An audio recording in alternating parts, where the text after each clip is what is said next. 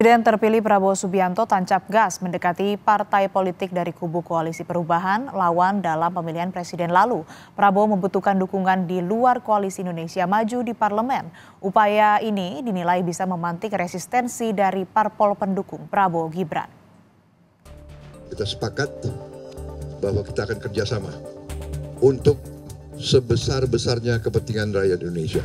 Semua kekuatan yang bisa bergabung untuk bekerja untuk rakyat, memberi suatu pemerintahan yang kuat dan efektif. Presiden terpilih Prabowo Subianto tancap gas mendekati partai politik dari kubu Koalisi Perubahan. Gerilya Presiden terpilih Prabowo Subianto ke partai politik di luar Koalisi Indonesia Maju, kini isunya mengarah pada penyusunan komposisi menteri di kabinet. Partai Keadilan Sejahtera membuka peluang untuk bergabung ke koalisi pemerintahan Prabowo Gibran. Sekjen PKS Abu Bakar Al-Habsyi memberi sinyal akan bergabung dan mendukung pemerintahan Prabowo Gibran 5 tahun ke depan. Tunggu saja nanti, kan udah pada kebagian, tinggal PKS nanti juga kebagian juga. Tapi belum ada jadwal, Bro. Kapan ke... Sudah dialog, tinggal diatur jadwal. Kira-kira kapan, Bro? Segera.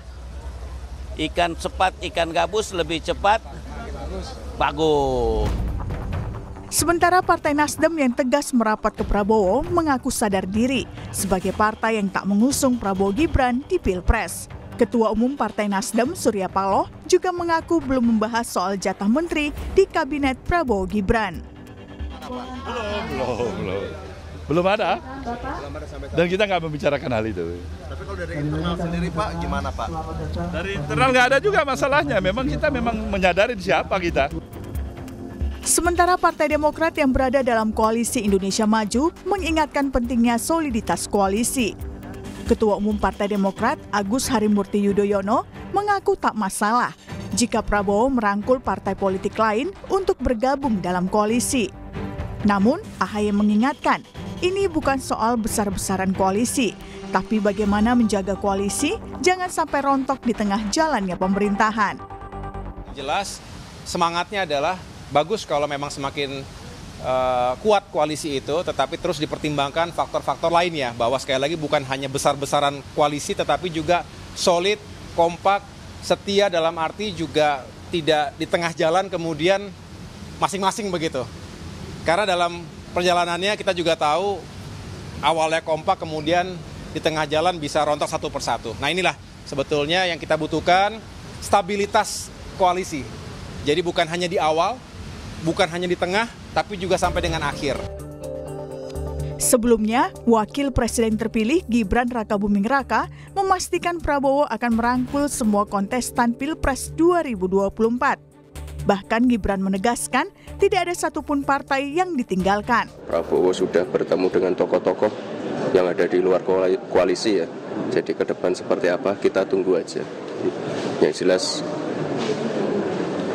Pak Prabowo sudah merangkul semua yang kemarin menjadi kontestan di 01 ataupun 03. Ya, tunggu aja nanti. Partai-partai lain nanti tunggu aja. PDIP kan belum dulu, apakah ada? Ya kalau belum ya nggak apa-apa. Meninggalkan PDIP sendiri. Bukan meninggalkan, ini kan keputusan masing-masing partai. Nggak ada yang ditinggal. Jika melihat perolehan kursi di parlemen, koalisi Prabowo Gibran hanya membutuhkan satu tambahan partai politik agar kuat di parlemen.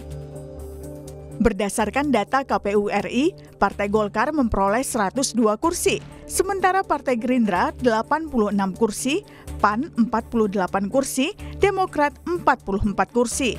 Sementara Nasdem dan PKB memperoleh 69 kursi dan 68 kursi. Koalisi Prabowo Gibran akan menguasai Senayan dengan mengisi 417 kursi jika PKB dan Nasdem merapat ke koalisi. Tentu koalisi besar di Prabowo Gibran sah-sah saja selama masih ada parpol penyeimbang di luar pemerintahan yang mengawasi kebijakan pemerintah. Tim Liputan, Kompas TV.